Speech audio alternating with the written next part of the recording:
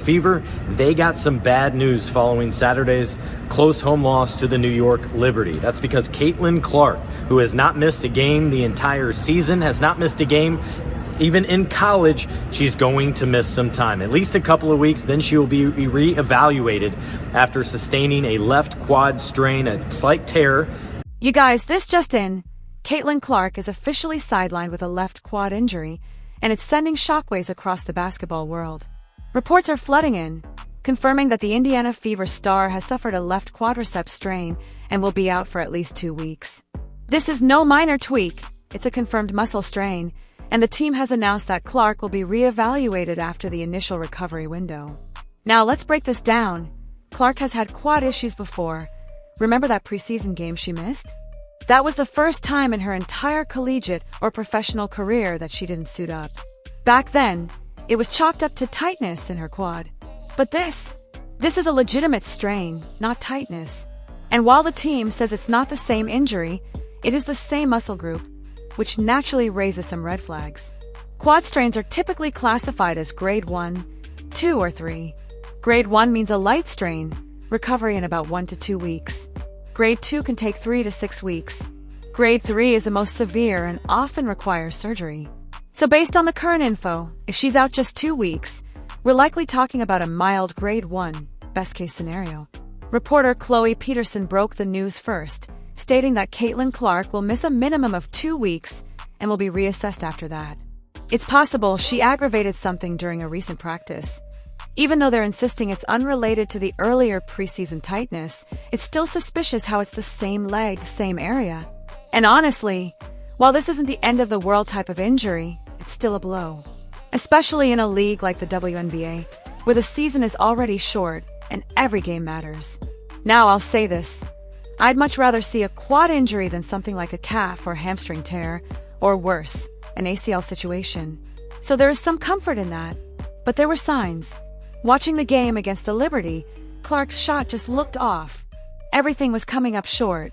And when a shooter like her isn't getting that elevation, especially on her deep threes, you know something's not right.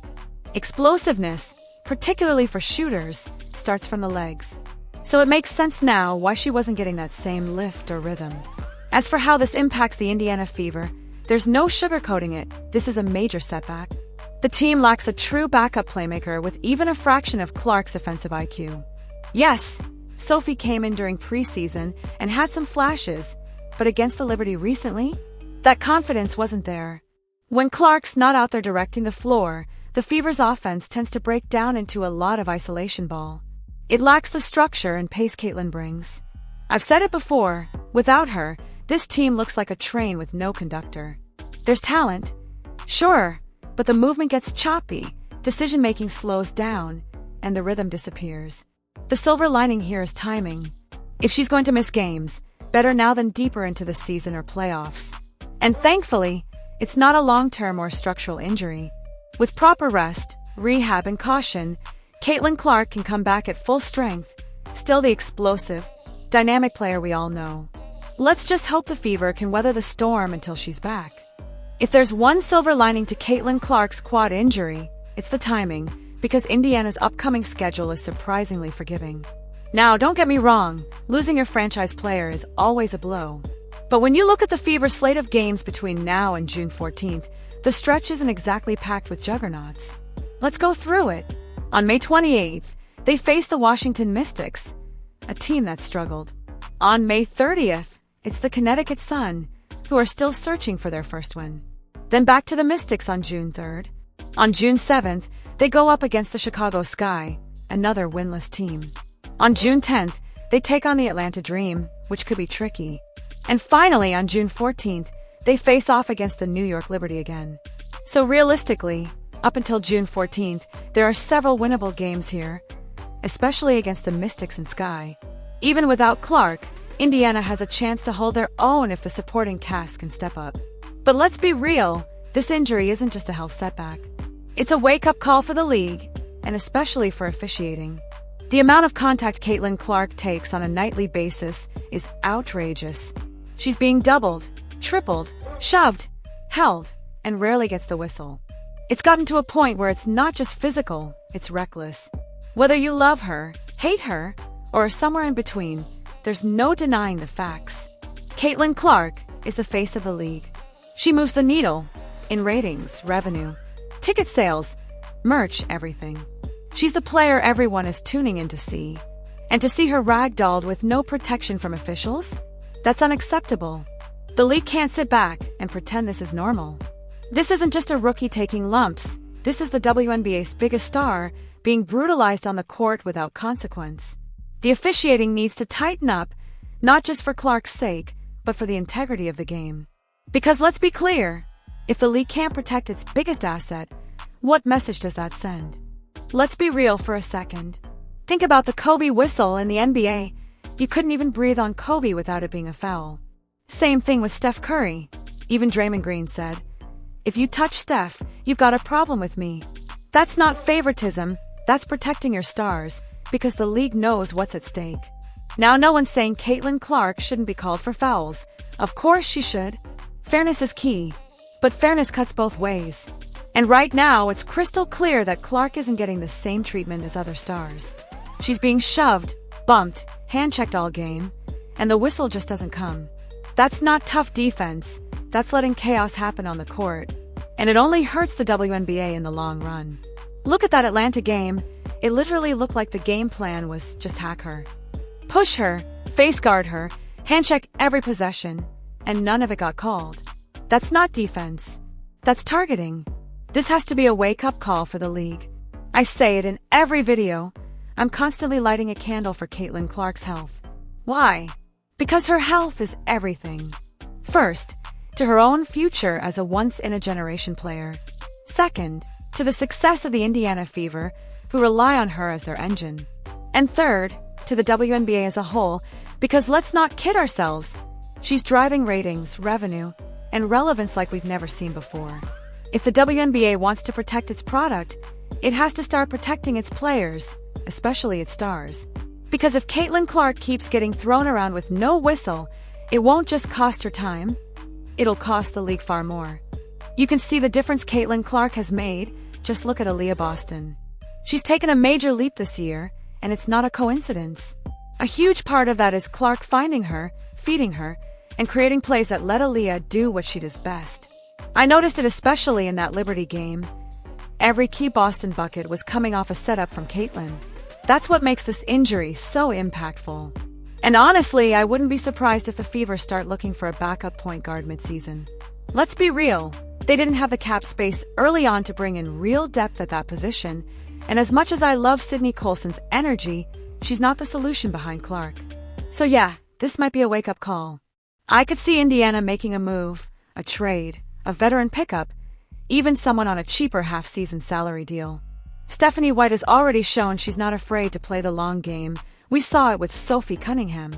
She kept her out longer than most people expected, and that patience could be crucial with Caitlin too.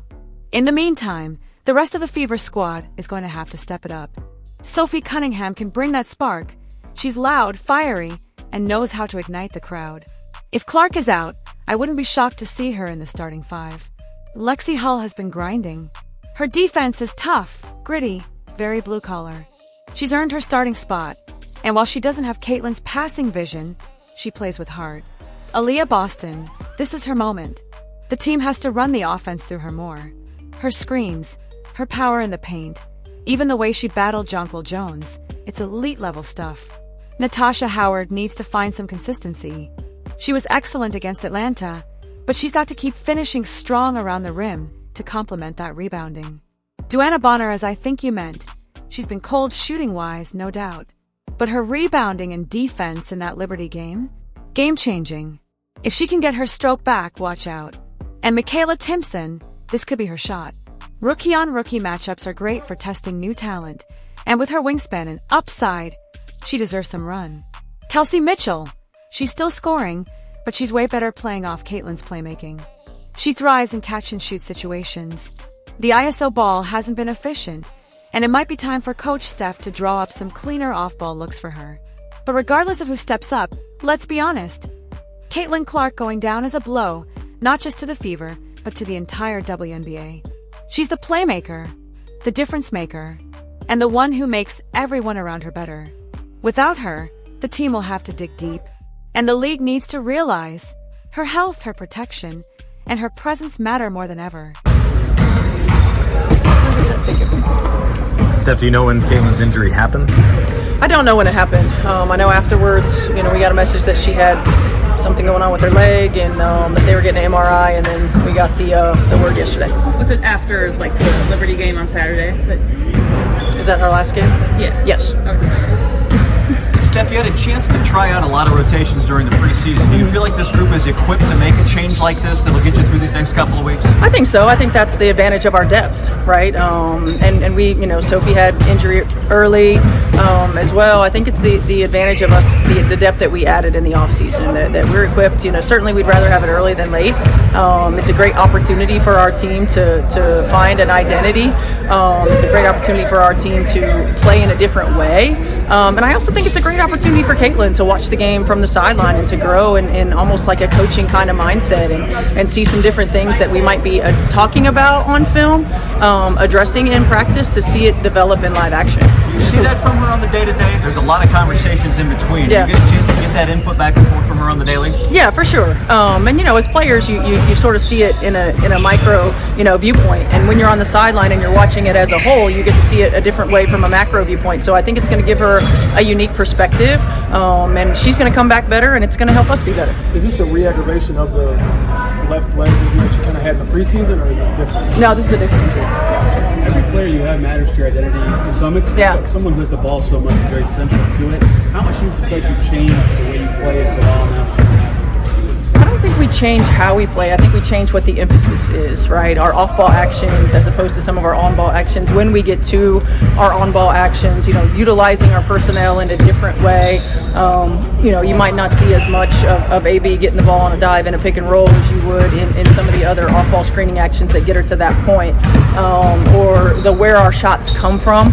A lot of times with C and the ball in her hands, our shots are coming above the break. Right now, we might get the ball moving in line to in line when we're moving it side to side. So I don't think it changes how we play. I think it just changes the emphasis on the actions that we get to. Chelsea's experience as a lead guard here, so he's been handling a lot for you. Yeah. A sense of how your starting lineup might look or change? Not yet. We wanted to use today to kind of evaluate that. Certainly Sid's opportunity to come in and make an impact. We've seen that from her throughout the course of her career. I do like the fact that we have her, we have Kelsey, and we have Sophie that can all handle the ball and get us into offense. She's a player that misses time like every other player, but Yeah. has not missed time in college and pros. How do you help that side of her that's going to be competitive like crazy to just get back out there? Yeah, there's so many things when you think about Caitlin and her not wanting to miss games. Obviously, she's a competitor, wants to play. Obviously, everyone wants to watch her play. But for me, it's maintaining perspective, right? It's making sure that we address this in a way that doesn't affect long term, that we take care of it. Don't over push, don't overexert, making sure that we take the long game approach to this, so that we're not having lingering issues throughout the course of the season. And I'm glad that sometimes great players don't tell you when they're hurting. I'm glad that she did, because we need to nip this in the bud. Do you know what grade of strain it is? I have no idea. You lose a game by 1, you lose a game by 2. I know Yeah. it's not a single possession, but you can kind of look at wider parts of those games that are the difference. What's the explanation in practice to kind of find better minutes so it's not 1 or 2 possessions at the end ultimately? Well, I think a couple of things. One, we've missed a lot of free throws.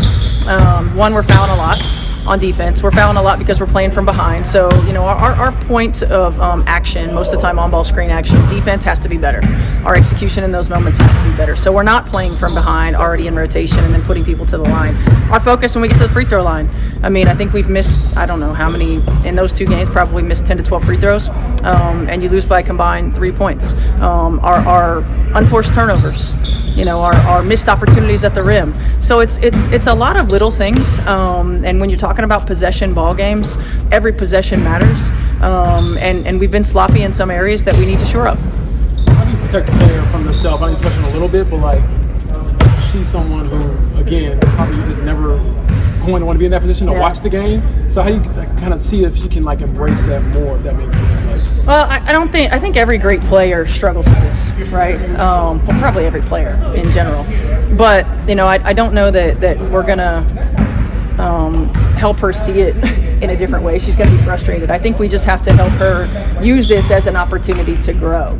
It is great to grow when you're on the floor, but you also see the game at different levels when you're not on the floor. You see it at one level or two levels when you're on the floor, and it's you often equip it to sort of being in a coach's mindset, being in a coach's viewpoint, listening to us in our conversations, whether it's in practice or on the sideline, talking about like what our emphasis is, what we're looking for, and you see it from a different perspective. So I think we just challenge her to use it as an opportunity for growth. It gives our team an opportunity to grow and learn how to play without her on the floor, so that when she gets back, we're going to be that much better. Have you decided if she'll travel during this time? That will be a medical decision. I'll leave that up to our medical staff. Kelsey, what was kind of the message as one of the leaders of this team of how you guys will handle the next couple of weeks at least? Oh man, I think I found out when y'all probably found out. I didn't know. We had a day off, so people kind of dispersed and did what they need to do for themselves. But it's a tough break. But I think that that's what you have a team for. You rely on your team. Hopefully, we put ourselves in a position to where when Tutu do come back, we're setting ourselves up for her to just keep us rolling. And we got to come together even more. I think we saw in like the New York game, there were a lot of things that we could have done better. And both of our losses, I think they said we lost by 3 total points.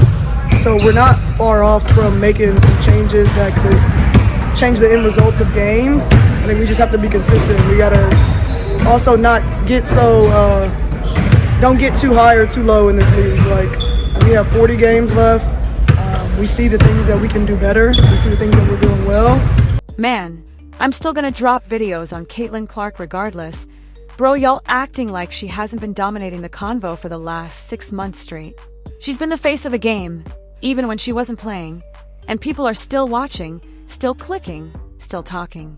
So, nah, her being out with an injury? That's not gonna stop content. That's not gonna stop the movement. If you think that's the end of the hype, you must have forgot who we're talking about. This is Caitlin Clark we're talking about, man. But yeah, this injury is rough. It didn't even have to get to this point. Like, why are we waiting for warning signs to turn into something serious? This ain't just bad for her. This is bad for the WNBA, bad for the Fever, bad for fans. So take your time, Caitlin. No need to rush back. You got nothing to prove. But man, this hurts. Let me know what y'all think down in the comments. I want to hear from everybody on this one. And hey, make sure y'all keep those bells on because we still talking Caitlin Clark.